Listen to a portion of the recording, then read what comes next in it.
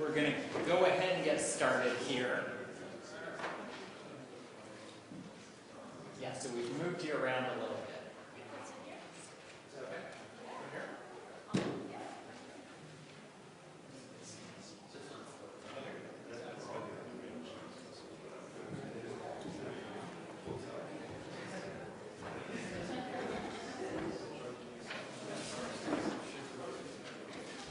All right, so we'll come back together here and try to keep us pretty much on track. So we have nothing to disclose here. And for those of you who are on Twitter, we have been tweeting, we'll continue to tweet. These are the hashtags that we've used for this portion of the talk, so feel free to use them if you want.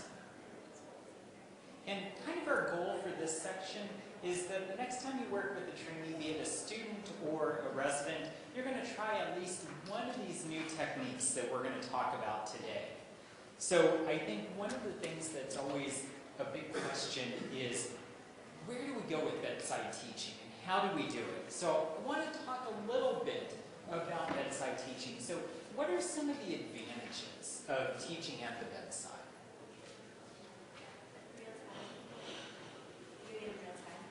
Doing it in real time, absolutely. What else? Yeah? Absolutely. Very concrete example.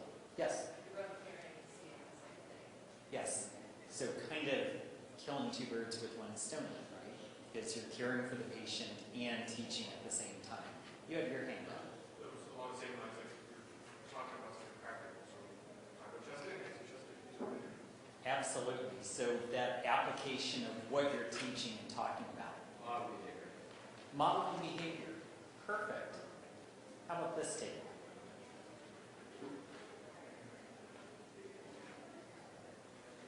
Anything from you guys? Do people like it? I'm sorry? Oh, either. How about patients? Do patients like it? Yeah. Especially in the movie environment, where you're in the clinic, you're coming here with the residents, medical students, and keep people in and go fine.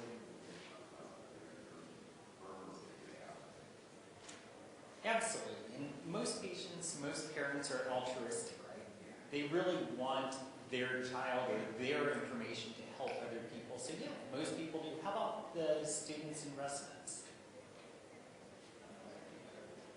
Yeah, actually, when you look at, different surveys that have been done, teaching at the bedside is what people favor the most. That's what they really like. But it's something that I think we miss an awful lot. And so that kind of leads us to the next question.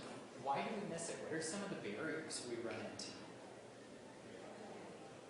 Too busy.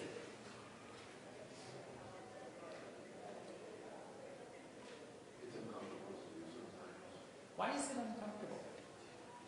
For me, I just trying to explain what I normally explain to another student or resident, one-on-one, on the side or something, and they turn right here to me, I get more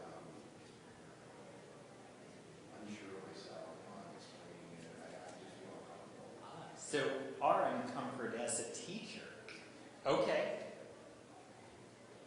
And that's actually one of the ones in the literature that sometimes isn't cited as much. A lot of times it's framed that it makes the trainee, the student, uncomfortable. But I agree. I think a lot of times it's more us than them. What else? I think it can be perceived as inefficient because the patient is long-winded, even though ultimately that information is needed. Perhaps doing it in a different way would be more efficient. Okay, so efficiency. Tangents and that sort of thing, you have to sort of get the patient to focus, Mm-hmm. and that can prolong the teaching, perhaps. Yeah, absolutely. Although I'll play devil's advocate a little bit about the fact that I'm going to have to go in anyway and deal with that. But yes, no, absolutely, that's part of it. Yeah. What else? Sometimes there are conversations that need to be had not in front of the patient. Okay, so it's not appropriate in every situation.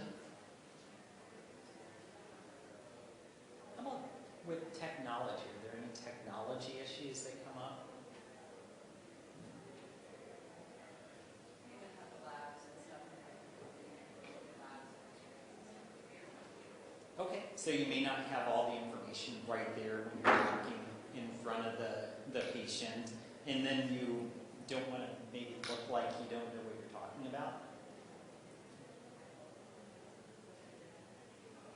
Does this ever come into play?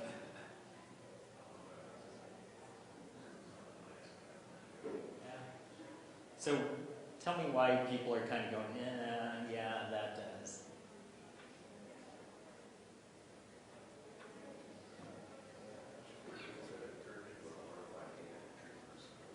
Turned into a glorified data entry person. How else is it always set up though in rooms? Who's seen this picture? Yeah. So for those of you who haven't, this is from JAMA about 7 years ago now. And it was drawn by a girl who's sitting on the bed. She's happy, she's smiling. Her mom is sitting and reading a book to her. Her older sister was holding baby sister in the chair on the side. And that's the doctor. Now the interesting thing is, the doctor is still smiling. But how is the doctor facing? So she didn't perceive the doctor as upset. But the doctor is facing away. So a lot of times it's the room setup too. So how have you overcome this issue?